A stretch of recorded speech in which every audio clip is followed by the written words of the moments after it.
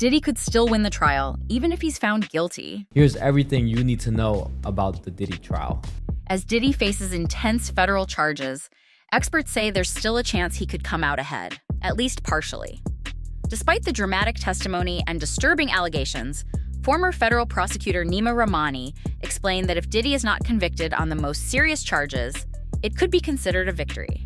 If the jury finds him guilty only on lesser charges and not the big ones, that would be a huge win, Rahmani said. Diddy's defense argues that the acts described were voluntary and mutually agreed upon.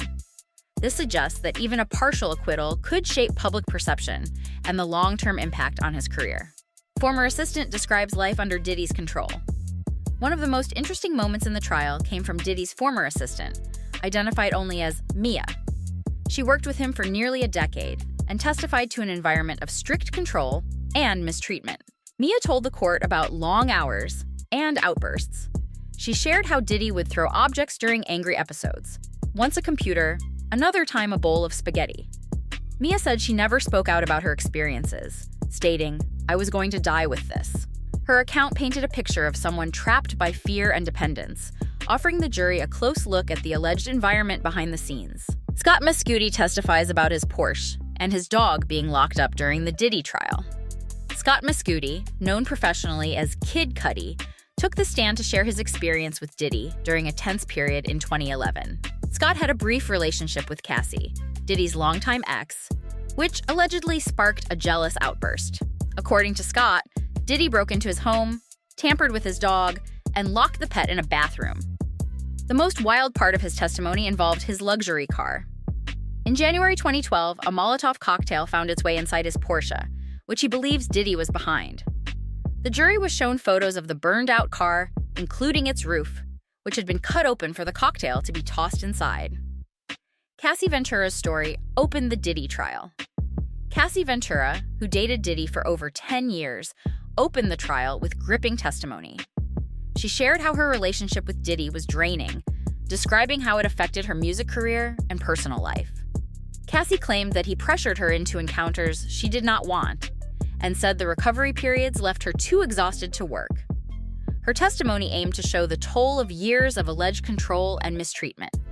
Prosecutors also submitted photos of injuries Cassie claims were caused by Diddy, including a forehead wound that turned into a lasting scar, inside the inner circle allegations during the Diddy trial. Testimony throughout the trial has described a powerful inner circle that allegedly helped shield Diddy from scrutiny. Prosecutors say these close associates assisted in covering up incidents, maintaining a carefully curated public image for Diddy. Witnesses have alleged that this network helped facilitate inappropriate behavior and kept victims from coming forward. Defense attorneys argue that Diddy's high-profile lifestyle naturally involved loyal employees and business associates, but prosecutors claim this loyalty crossed the line into complicity. The debate now sits with the jury as more former staff members take the stand. Dawn Richard steps forward and speaks on what she witnessed. Singer Dawn Richard, once a rising star under Diddy's guidance on the show Making the Band, also testified in the trial. Dawn described an unsettling incident where she saw Diddy physically harm Cassie Ventura. According to her, he struck Cassie and pushed her to the ground during a visit to his in-home studio in 2019. Dawn's testimony is one of the rare first-hand accounts from someone within Diddy's professional circle.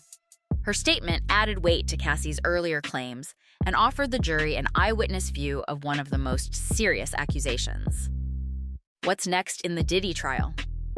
The trial is expected to continue through 2025 until early July, with the prosecution side wrapping up around June 9th.